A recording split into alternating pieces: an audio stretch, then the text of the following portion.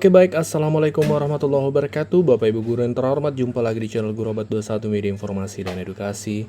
Nah, di video kali ini Bapak Ibu, kita akan menyampaikan video perjuangan rekan-rekan guru yang mewakili guru-guru senior nih. Guru-guru senior yang rata-rata usia 35-40 tahun ke atas seperti itu. Nah, seperti apa perjuangan rekan-rekan guru senior di DPR beberapa waktu yang lalu? Ini DPR RI Bapak Ibu ya. Nah, mari kita simak langsung videonya. Karena janji Presiden Prabowo yang ingin memberikan penghargaan sebesar-besarnya kepada jasa-jasa guru yang kepada kami yang sudah lebih tersertifikasi. Kami ini sudah lebih tersertifikasi dibandingkan PPG. Terkait dengan pengangkatan ASN guru, selama ini pemerintah merekrut secara rutin setiap tahunnya melalui tes CPNS dan tes P3K yang pastinya menghabiskan dana APBN yang tidak sedikit. Pertanyaannya, untuk apa pemerintah mengadakan PLPG jika kemudian yang menjadi PNS atau P3 adalah guru-guru muda usia minim pengalaman yang belum bersertifikat pendidik?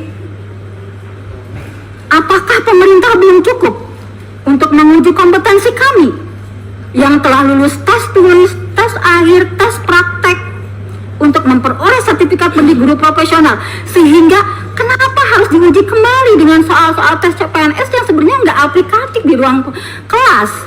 Tidak bisa kita terapkan pada anak-anak sekolah TK, SD, SMP, nggak bisa, karena itu hanya mengandalkan kemampuan kognitif saja. Mengapa pemerintah tidak memprioritaskan kami yang sudah bersertifikat pendidik lulusan PLPG yang diakui profesionalismenya itu sendiri oleh pemerintah untuk dijadikan ASN guru? Mengapa pemerintah tidak pernah membuka peluang tanpa tes bagi kami dalam pengangkatan ASN guru? Tidak pernahkah terbayangkan oleh pemerintah bagaimana guru-guru senior nih mau menjelang pensiunnya aja masih harus berjuang ikut tes, ya? Dari pedesaan aja harus ke perkotaan, harus menyeberang sungai segala macam. Demi apa? Demi sebuah status ASN, karena ingin memperbaiki nasib kehidupannya. Kenapa pemerintah tidak memperhatikan hal seperti itu? Kok tidak ada perasaannya gitu loh? Guru-guru yang sudah menjelang pensiun masih harus ikut tes.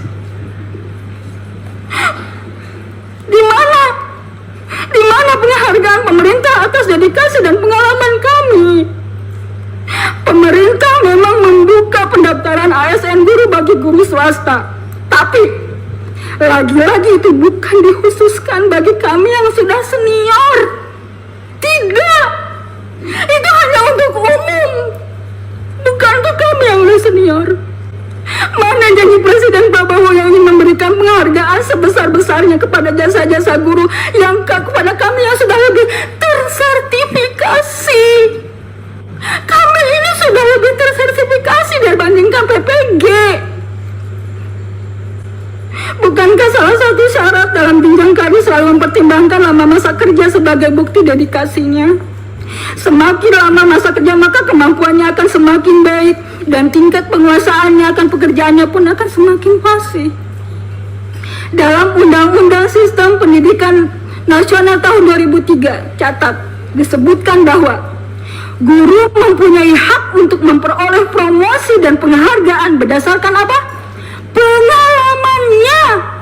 Itu tercantum di Undang-Undang Sisdiknas tahun 2003. Lalu apakah undang-undang tersebut tidak berlaku bagi kami? Izinkan saya menyampaikan tuntutan dan masukan. Jadi kami tidak hanya menyampaikan tuntutan, tapi ada masukan kepada pemerintah untuk membantu menyelesaikan permasalahan status guru.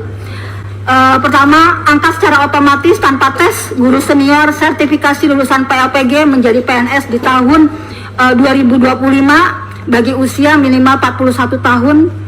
2. Prioritaskan guru tetap yayasan lulusan PLPG sebagai redistribusi guru ASN di sekolah induknya masing-masing. 3. Utamakan guru senior bersertifikasi PLPG dalam pengangkatan PNS yang mengabdi di yayasan yang masih memberikan subsidi silang bagi siswa yatim piatu dan kurang mampu, dan bukan guru pemilik yayasan atau pengurus inti atau keluarga yayasan. 4. Ini sangat penting sekali, ini poin 4. Daftarkan seluruh data guru senior swasta bersertifikasi PLPG ke DAM Pangkalan Data atau Database Pegawai Non-ASN BKN. Kami minta, Bu, kami ini yang terdaftar di sini, anggota kami ini bisa dimasukkan ke database non-ASN BKN. 5.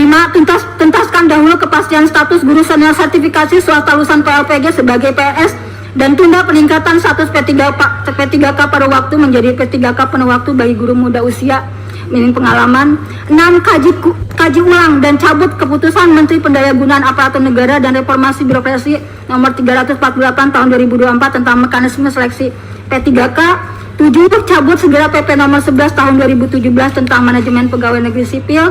8. Cabut segera peraturan BKN tentang pelaksanaan seleksi dengan metode CAT. Hapus program PPG Prajabatan bagi calon guru karena sertifikasi dan TPG hanya diberikan kepada guru dengan masa mengajar minimal 10 tahun, bukan yang belum atau baru lulus kuliah. 11. Gunakan perhitungan masa kerja tahun berjalan dalam SK Inpassing guru swasta secara otomatis melalui info GTK.